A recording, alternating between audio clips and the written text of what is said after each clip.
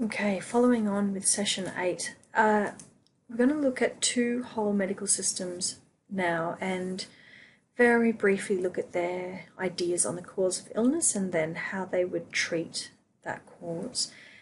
Now bear in mind and bear with me, I am neither an Ayurvedic practitioner nor a TCM practitioner, and so this is my attempt to explain these concepts, which may be very poor, and I apologize if any of you are Ayurvedic practitioners or TCM practitioners. But I'm sure you can read all about this and you can go and chat to practitioners who are, if you're not entirely happy with this synopsis. Okay, so Ayurveda, as you probably know, is from Indian medicine, and when you look at whole medical systems, you have to look at them in an awareness of the underpinning culture that it was born out of. So you get an idea of not kind of just the words that are here, which you can probably read through and probably make sense of, but there is an importance of understanding the cultural underpinnings, which, because I am not from an Ayurvedic background, not from a traditional Chinese medicine background, I can kind of only give you my superficial understanding of it. But here it is. So the first cause is that the disease begins when we forget our true nature as spirit. My understanding of that, predominantly through my studies of yoga, is that the nature of self is inherently 100% whole, 100% in balance, 100% in perfect health and harmony at all times.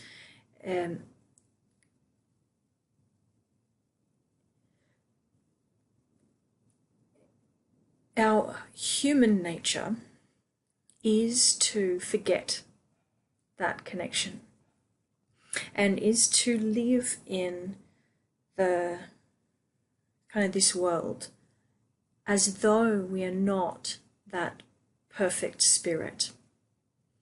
We forget that perfect self that's within us. They say spirit, you can also say soul, you can say higher self, whatever words you want to use with that. That's the notion there. And so in forgetting that, we can move into our own soap operas, our own melodramas, our own kind of the tumultuous nature of being human. We can get swept up in it and forget that if we take a moment, take a breath, close our eyes, however we like to connect to a spirit, we can be all of a sudden that kind of that spacious awareness consciousness, that we recognize our true nature as spirit. And that brings about that sense of settling to the mind, a sense of harmony within, and that can have a ripple effect to the body. And so the primordial cause is that split. For those of you who are Buddhist, you might understand this as the root of all suffering, yes? The notion that we are separate from all that is. So that's the primordial cause, and then you have the secondary causes, and there are 3 of them, and they relate to the aspects of human self. And I'm not very good at pronouncing these, but Indriyatha,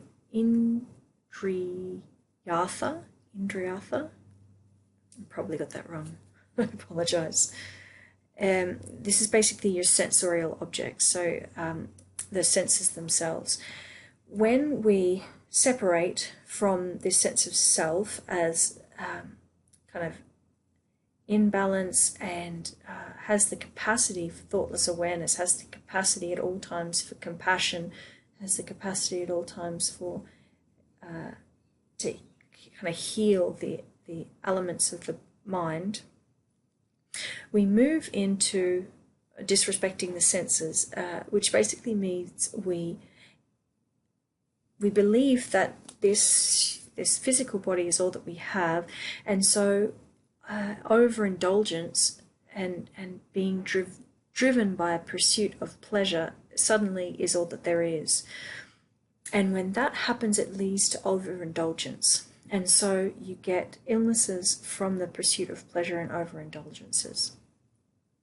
And whether that's through food or through the mind or through too much sexual activity or through whatever it is, whatever the pursuit of pleasure is, it will eventually bring about it kind of opens a door into to welcoming illness into the body.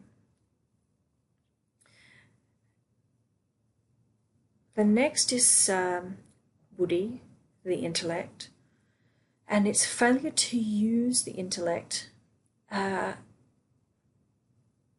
as a result, maybe not failure to use it, failure to use it appropriately. So as a result, we end up with kind of a consumption in thoughts. And those thoughts lead to wrong understandings, which lead to wrong choices, which lead to kind of unconscious activities and building up of habits and building up of abuse patterns. So an example of that may be you are going to choose what to have for dinner, and your spirit, your true nature, may be asking for, I don't know, salad, maybe asking for warm roasted vegetables with certain type of spices, but the unconscious mind, the habits, the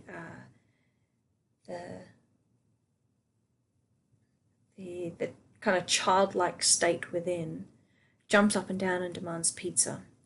And so in that moment you have a choice. You can choose to listen deeply within and recognize, no, I can't eat those foods. These are the foods that my body is asking for. Or you can choose the foods that the demanding childlike within is jumping up and down and saying, I want pizza, I want, I don't know, dairy, I want heaps of chili. And what's interesting about Ayurveda, and it's the same with some of the other traditional medicines, is your constitutional types all have things that will keep them in balance, throw them out of balance. And when you are making improper choices like this, careless choices, you gravitate toward what will throw your dosha further out of balance. So it's kind of like you kind of spiral down so that eventually you hit rock bottom with any luck and you build yourself back up again. You make choices that are more appropriate. But it's that choosing of the aspect of the intellect, which is your buddhi nature, which is your connecting back into what the spirit is asking for. And then transformational and decay due to time, and also emotions living out of rhythm. The first one's interesting in that, first of all, there's an acknowledgement that over time the body ages. And that's kind of chronos time as we know it. But then in Ayurveda, there's also this concept of biological time, which isn't so much to do with that linear view of time. It's more to do with you can use meditation, you can use breath work, you can use stretches and poses, etc., as a way of not slowing down the aging process, but improving aging. So maintaining health through the natural aging process. If the mind is used, if wrong thoughts occur, if you move into kind of constant worrying, constant chatter, then you're said to increase the aging process. So that's why there's, in yoga, for example, lots of meditation, lots of different types of breath work to help with wisdom and to help with the aging process. And then there's living out of rhythms. And when we think about the natural rhythms in life, we have things like sleep cycles. We have things like our diurnal cycles, so what we're doing throughout the day, what we do in the middle of the day versus what we do at the end of the day and the start of the day, and how that differs, how the activity levels differ. Being aware of your own personal energy levels and adapting life to that. For women, it would be the moon cycles or the menstrual cycles, being able to adapt life to the huge variations in not just emotional and hormonal driven changes, but also physical energy level changes. The seasons, so looking at eating appropriate foods that are not only in season but are also going to be nourishing to your particular doshas at each time there's an external change in weather and the environment. It's actually quite large. So these are the causes of disease when you're not doing this. And then, and then treatment of causes are, first of all, diagnosis, so determining your individual dosha and vritti, determining elemental causes of imbalance and then illness, and then applying therapeutic recommendations to balance the illness without causing imbalance to the doshas. And remember that the dosha, understanding the doshas is important to understand the individual, but then that has goes hand in hand with treatment. So you look at herbal medicines that are appropriate for the doshas, dietary suggestions, lifestyle suggestions, and also remember that the primordial cause is that disconnect from spirit, and so activities that encourage that remembering is also important. So hence limbs of yoga or anything that brings awareness to that spiritual aspect of self. Tibetan medicine. I think you did a little bit of traditional Chinese medicine. You'll see a lot of crossing over. Tibetan medicine, though, was born out of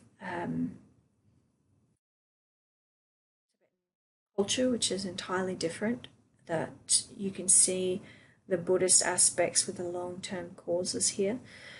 So the main cause, suffering of illness, is ignorance. So again, the idea that spirit and the body are separate and that we are not connected to everything that is. Long-term causes of illness are the mental factors or three poisons. For those of you who have done any studies into Buddhism, you'll recognize these. Attachment, aversion, and delusion. These are all huge concepts, each in themselves. And it's talking about, like we talked about in Ayurveda, sort of the buddhi aspect itself, the mind, the intellect, and wrong thinking. And they've gone into a great deal of detail about each one and how to recognize it and then what to do with it. Short-term causes of disease are seasonal factors like time of day, moon cycles, etc., improper diet and lifestyle, and also spirits. So external spirits, not the spirit within, external spirits that can with disease, manifestation of disease, and that may require kind of a form of exorcism to remove. The treatment of cause then is to address the three poisons by the practice of compassion and compassionate meditation and action, diet and lifestyle modifications, herbs, and then acupuncture, moxibustion, cupping, massage, therapies.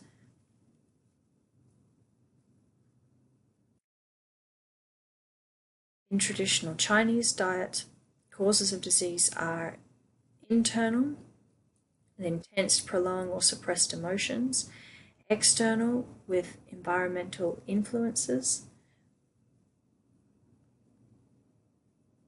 and the 6 pathogens, which are, you may have heard if you've ever been in for an acupuncture treatment,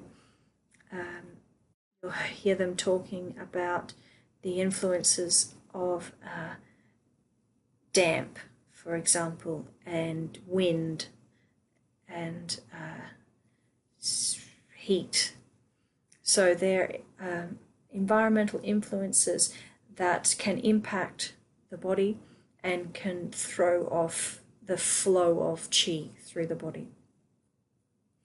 And then other factors like weak constitution, and constitution is thought of again in energy terms, and is to do with the health and well-being of the both parents at conception and then the mother during pregnancy. Overexertion, diet, lifestyle, trauma, age, hereditary. So you can see that that's an integral part of understanding the cause of the disease, but not the main part. With the prolonged or suppressed emotions and that connection to Shen or to spirit, they talk about some of the major emotions and their connection with the elements and connections with organ systems. And it's not that the emotions themselves are inherently bad, it's that if any emotion is kind of out of normal proportion or is deficient or is kind of chronic in nature, if the emotion itself has been held onto by stories that keep looping around and around and around, kind of feeding that emotion, then the emotion is distorted. And as emotions are energy, they shift and change, they move through the body if they're allowed to move through. But if there's a story which kind of says that the emotion shouldn't be there, says that the emotion is inherently bad, then that story blocks its natural progression through the body, natural expression through the body, and we can get frozen in those stories of the emotions for years. And that can then have an effect on, in Chinese medicine, it would be on a particular organ system, and then that can ripple out through the body. So the treatment then, first of all, is living in accordance with the Tao or Tao, however you want to say it. And that is a huge concept, which is beyond the reaches of what we do, except to say that it's living in accordance with your own heart's desires, living in accordance with the environment that you live in and the environment within, and kind of finding your place within it all. Diet, nutrition, herbal medicine, acupuncture and moxa, treating the bowels, viscera and breath, and surgery. They're the treatments to the causes of disease. This was Hippocrates. Disease is an expression of purification. All disease is one. We shall dive into that in the next session.